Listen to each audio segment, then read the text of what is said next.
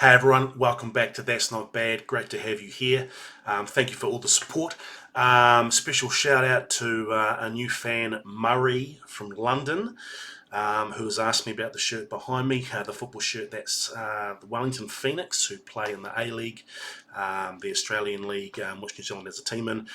Murray, you mentioned you're a big fan of Leyton Orient. You want to know how good the Phoenix were. For comparison, I would say the Phoenix would be probably top 4, top 6 of League One. I know Leyton Orient are in League Two at the moment, but to be fair, Leyton Orient will probably cane the Phoenix.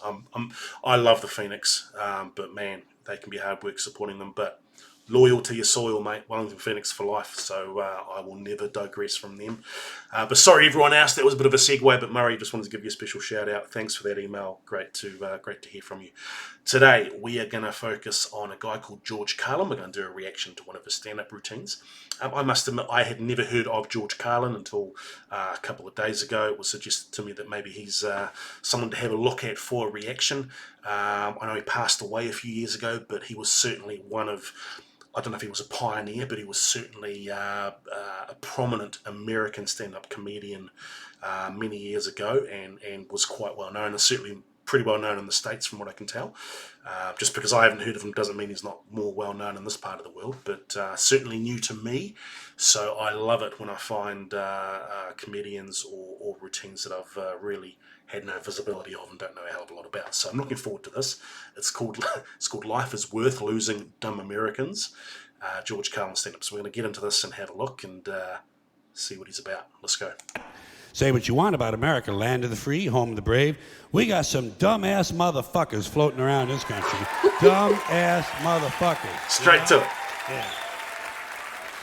Now, obviously, that doesn't include this audience. I understand that. You seem intelligent and perceptive, but the rest of them, holy jumping fucking shitballs. Dumber than a second coat of paint. And this ain't just ranting and raving. This ain't just blowing off steam. I got a little evidence to support my claim. It just seems to me, that only a really low IQ population could have taken this beautiful continent, this magnificent American landscape that we inherited. Well, actually, we stole it from the Mexicans and the Indians, but hey, it was nice when we stole it.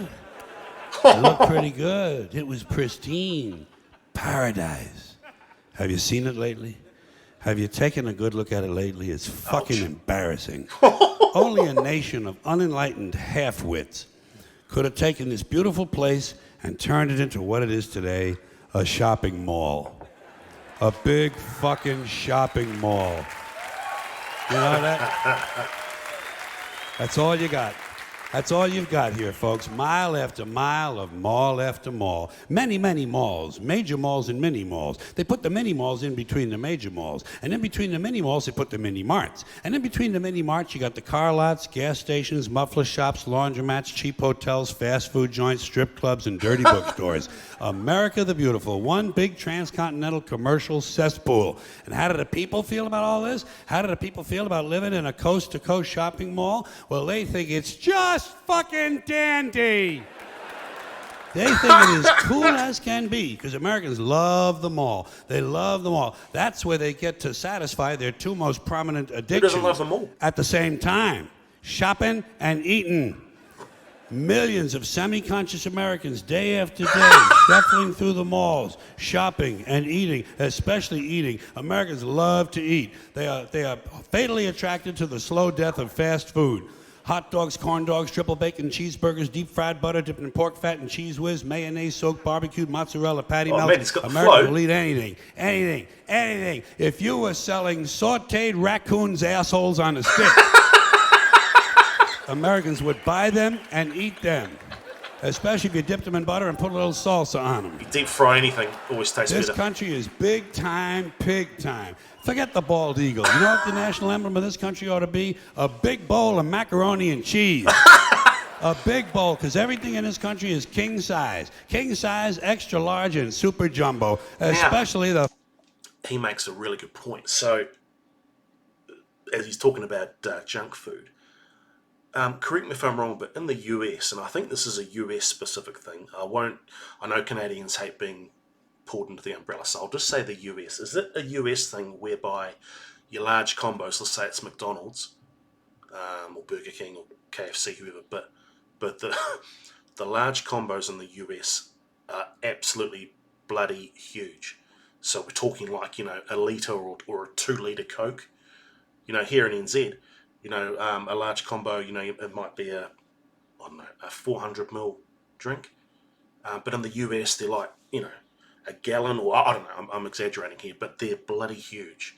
And I'm sure that's one of the challenges they're facing. I had a friend go to the US a couple of years ago, went to Mickey D's, and he said he got a large combo, because normally that satisfies him. When he went over there, he couldn't finish it. And it was the size of the chips in the drink. But I digress, but I think that's what our friend here, George Carlin, might be alluding to, the fact that, hey, shit, there's an issue. The fucking people. Have you seen some of the people in this country? Have you taken a good look at some of these big fat motherfuckers walking around? Big fat motherfuckers. Oh my God. Huge piles of redundant protoplasm lumbering through the malls like a fleet of interstate buses. The people in this country are immense, massive bellies, monstrous thighs, and big fat fucking asses. And if you stand there for a minute and you look at one of them, you begin to wonder, how does this woman take a shit?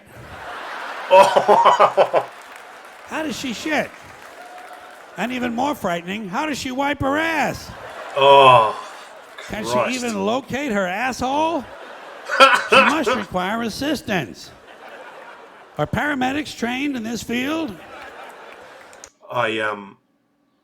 Maybe I won't go there, but as soon as he said that, I'm thinking about those shows where you get the 600-pound people that are stuck on the bed, and they have to be craned out of the apartment they're living in. But I'm not going to that. I'm definitely not going to segue to that. Let's bring it back.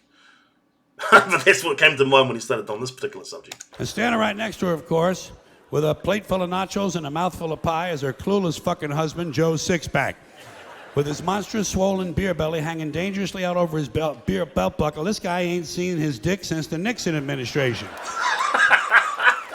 And if you stand there and you look at the two of them, you begin to wonder to yourself, do these people fuck? Is this man actually capable of fucking this woman? It doesn't seem structurally possible that these two people could achieve penetration. Maybe they're in that Cirque du Soleil or something. I'm telling you, the people in this country are every one of them is 50 pounds overweight. They are gargantuan. And in the summertime, God help us, in the summertime, they all want to wear short pants. Jesus, Lord, protector of all that is good and holy, deliver me from fat people in short pants. They all got short pants, big bellies, fat thighs, and dumb kids. Short pants, big bellies, fat thighs, and dumb kids. Every one of them's got two dumb-ass kids with them. And the whole family is wearing T-shirts, and every one of them's got the same T-shirt. I'm with stupid. Apparently in this country, the stupids are an extended family. And besides wearing them T-shirts, everyone in the family's got on a backpack. They got a backpack strapped to their back so they can carry around lots of stupid shit. And the reason they got to carry their stupid shit strapped to their backs is because their hands must remain free at all times to hold food. And to get that food up to the mouth where it gets shoveled in with all the rest of the disgusting shit they ate that day. And another reason for the backpacks is these people are going to buy even more stupid shit. They ain't got enough stupid shit at home. They just had a stupid shit sale. They gotta buy more. It's gotten worse. They gotta go out in the parking lot and stuff this stuff into the big, fat, ugly, oversized SUV that's got plenty of room in it. Plenty of room in it for stupid shit and lots of room left over for these big, fat, ugly motherfuckers to get them home. Stopping, of course, for jelly roll and fried dough. These people are efficient, professional, compulsive consumers. It's their civic duty, consumption. It's the new national pastime. Fuck baseball, it's consumption. The only true, lasting American value that's left, buying things. Buying things. People spending money they don't have on things they don't need. Money they don't have on things they don't need. So they can max out their credit cards and spend the rest of their lives paying 18% interest on something that costs $12.50. And they didn't like it when they got it home anyway. Not too bright, folks. Not too fucking bright. But if you talk to one of them about this, if you isolate one of them, you sit them down rationally, and you talk to them about the low IQs and the dumb behavior and the bad decisions, right away they start talking about education. That's the big answer to everything. Education. They said we need more money for education. We need more books, more teachers, more classrooms, more schools. We need more testing for the kids. You say to them, well, you know, we've tried all of that, and the kids still can't pass the test. They say, oh, don't you worry about that. We're going to lower the passing grades. And that's what they do in a lot of these schools now. They lower. Man, this is... I'm going to segue a bit here. This is really interesting. So his social commentary, I mean, I think this is from 2005, I think I saw at the start. It's almost like a prophecy, you know, what he's talking about. I mean, the lowering of pass rates, you know, for students. I'm certain that's happened in my country, where there's been a conscious effort to lower the standards so more people are passing. Yeah, he's almost a bit of a soothsayer, this guy, in his commentary. Or maybe he's just taking a snapshot of what was going on at that point in time, and things. Maybe it's just highlighting the fact that things have certainly not improved. They've probably gotten a hell of a lot worse. And whether we're talking about education standards or bloody fast food consumption. But interesting social commentary from George Carlin here. Well, the passing grades so more kids can pass. More kids pass, the school looks good, everybody's happy, the IQ of the country slips another 2 or 3 points, and pretty soon all you'll need to get into college is a fucking pencil. Got a pencil? Get the fuck in there, it's physics. And everyone wonders why 17 other countries graduate more scientists than we do. Education. Politicians know that word. They use it on you. Politicians have traditionally hidden behind 3 things: the flag, the Bible, and children. No child left behind. No child left behind. Oh, really? Well, it wasn't long ago you were talking about giving kids a head start. Head start, left behind. Someone's losing fucking ground here. But there's a reason. There's a reason. There's a reason for this. There's a reason education sucks, and it's the same reason that it will never, ever, ever be fixed. It's never going to get any better. Don't look for it. Be happy with what you got. Because the owners of this country don't want that. I'm talking about the real owners now. The real owners, the big wealthy business interests that control things and make all the important decisions. Forget the politicians. The politicians are put there to give you the idea that you have freedom of choice. I'm not anti-Republican, by the way. You don't. You have no choice. You have owners. They own you. They own everything. They own all the important land. They own and control the corporations. They've long since bought and paid for the Senate, the Congress, the state houses, the city halls. They got the judges in their back pockets. And they own all the big media companies, so they control just about all of the news and information you get to hear. They got you by the balls. They spend billions of dollars every year lobbying to get what they want. Well, we know what they want. They want more for themselves and less for everybody else. But I'll tell you what they don't want. They don't want a population of citizens capable of critical thinking. They don't want well-informed, well-educated people capable of critical thinking. They're not interested in that. That doesn't help them. That's against their interest. That's right. They don't want people who are smart enough to sit around the kitchen table and figure out how badly they're getting fucked by a system that threw them overboard 30 fucking years ago. They don't want that. You know what they want? They want obedient workers. Obedient workers. I must admit, this is not what I expected. I don't dislike it, but it's the balance between comedy and humour and social commentary. I think, my interpretation of this is he's really putting a lot of focus on these are the social problems, and it's almost like a commentary to sell it.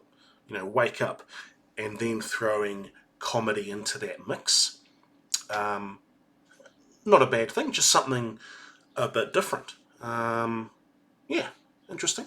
People who are just smart enough to run the machines and do the paperwork, and just dumb enough to passively accept all these increasingly shittier jobs with the lower pay, the longer hours, the reduced benefits, the end of overtime, and the vanishing pension that disappears the minute you go to collect it. And now they're coming for your Social Security money. They want your fucking retirement money. They want it back, so they can give it to their criminal friends on Wall Street. And you know something? They'll get it. They'll get it all from you sooner or later, because they own this fucking place. 2008. It's a big club, and you ain't in it.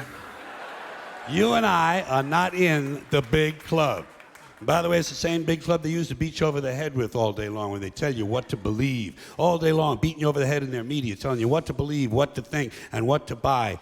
The table is tilted, folks. The game is rigged. And nobody seems to notice.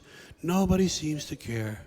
Good, honest, hard-working people, white collar, blue collar, doesn't matter what color shirt you have on. Good, honest, hard-working people continue. These are people of modest means. Continue to elect these rich cocksuckers who don't give a fuck about them. They don't give a fuck about you. They don't give a fuck about you. They don't care about you at all. At all. At all. Yeah. You know? And nobody seems to notice, nobody seems to care. That's what the owners count on, the fact that Americans will probably remain willfully ignorant of the big red, white, and blue dick that's being jammed up their assholes every day. Because the owners of this country know the truth. It's called the American dream, because you have to be asleep to believe it. Wow. Wow, okay. Well, I'm glad I watched it. That is not what I was expecting at all. But that's not a bad thing. Yeah, I'm just used to a certain style of stand-up comedy, I suppose. I mean, it was funny. There were some good parts there, but it was very much a diatribal reflection of American society, I guess, back in 2005. And look, I don't live in the States, but I can only assume things haven't gotten any better. If anything, they've got worse. But there's a whole other conversation, and that's not for this channel, that's for sure. But glad I had a look at George Carlin. Would I look at him again? Possibly. If all of his material was like that, maybe not. But if he goes down that more traditional route, I'd definitely have a look. But certainly worthwhile, certainly interesting to have checked out. Again, appreciate all the feedback and comments. Always welcome to any suggestions for videos to react to. And it doesn't have to be stand-up comedy. I'm thinking about some other areas as well. But anything that elicits a laugh or makes you feel good, no matter where you are in the world or what time of day it is. You know, you want 10, 15 minutes to put a smile on your dial. That's the aim of the channel, you know. And we're just small at the moment, but who knows, a year or two. But hey, one day at a time. Appreciate the support. Please don't forget to like and subscribe, and we'll see you next time. I'm Phil, and that's not bad. Cheers.